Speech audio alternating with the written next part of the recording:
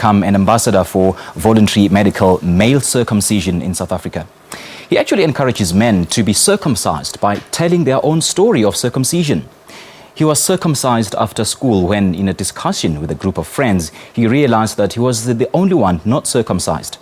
The Department of Health's strategic plan is for 4.3 million men aged between the ages of 14 and 35 to be circumcised in 5 years, because this will have the quickest and most significant impact on the HIV epidemic.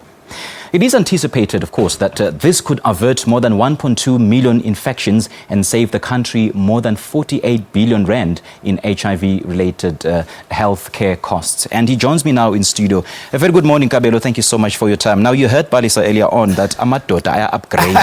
Why did you find circumcision important, though? You know what? I think I'm of the firm conviction that, somebody who's been blessed with a platform such as mine, should always use it to tackle hard issues that we faced within our country.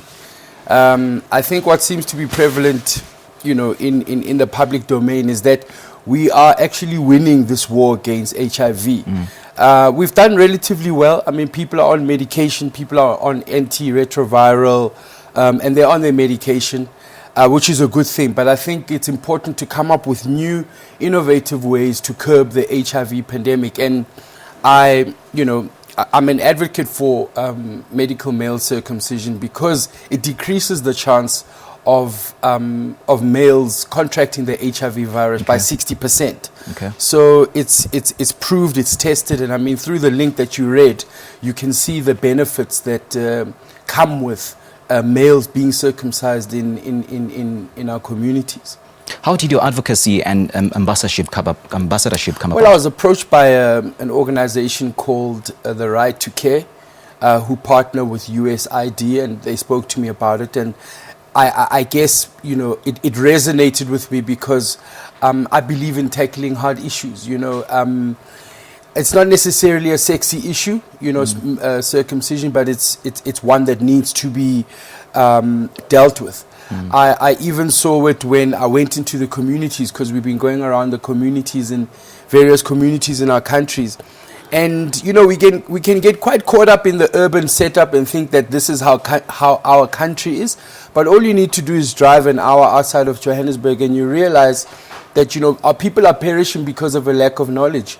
And the more knowledge that we give our people, the better we stand a chance in terms of, curbing this HIV pandemic. Yeah.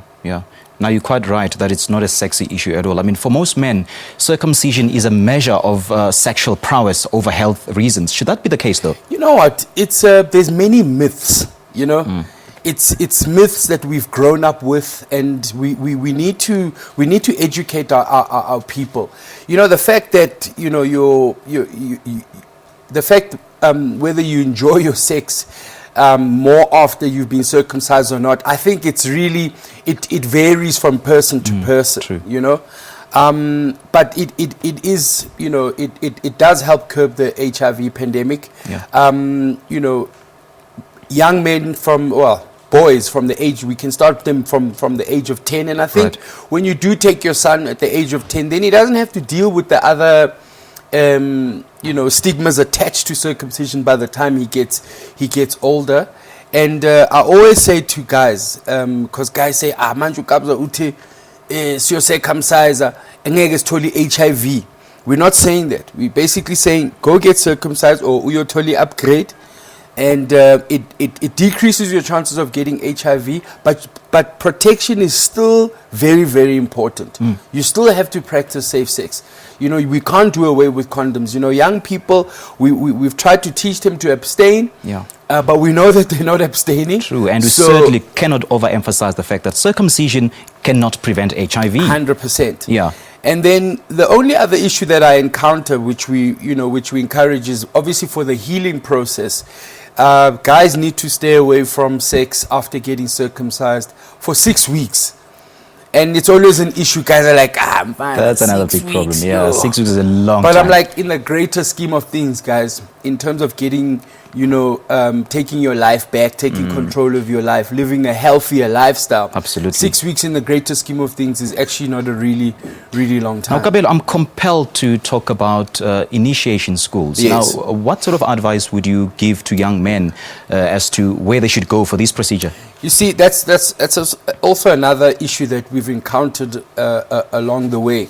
We're not doing away with the cultural, rite of passage, but we also have to be honest with ourselves that we've had many botched situations in our country where guys have gone, for the cultural route and they've come out second best, so to speak.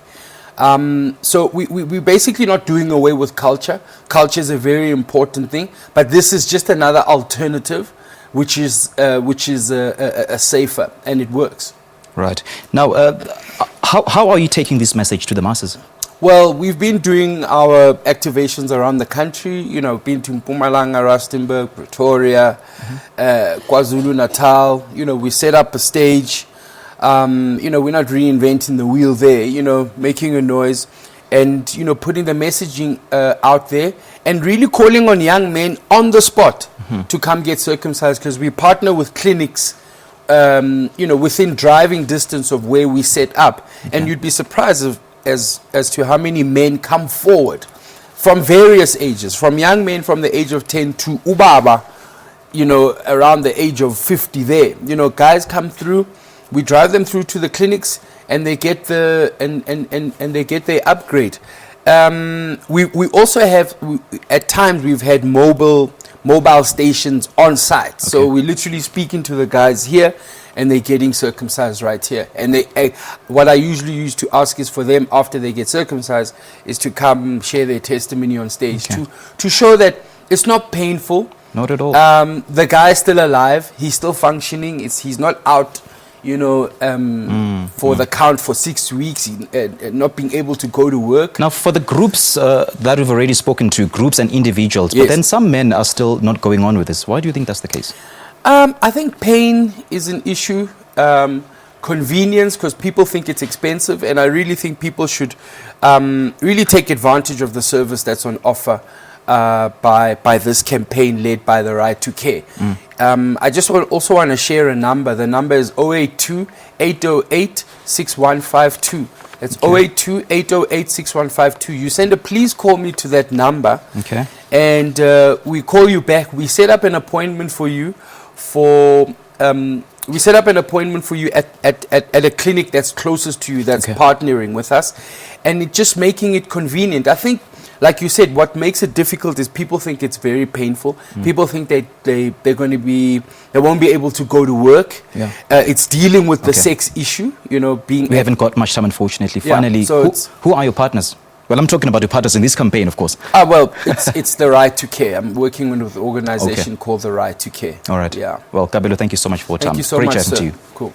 Well, that was a recording artist, Kabelo Mabalane, talking to us about the benefits and the health benefits, of course, of a circumcision. And minors who are under the age of 18 need parental consent. And to book an appointment, as you can see on a screen right now, as you can see on the screen right now, to book an appointment for a circumcision near you, just send a please call me to 082-808-6152. Well, there we have it. We'll take a short break now, and Morning Live will continue right after this.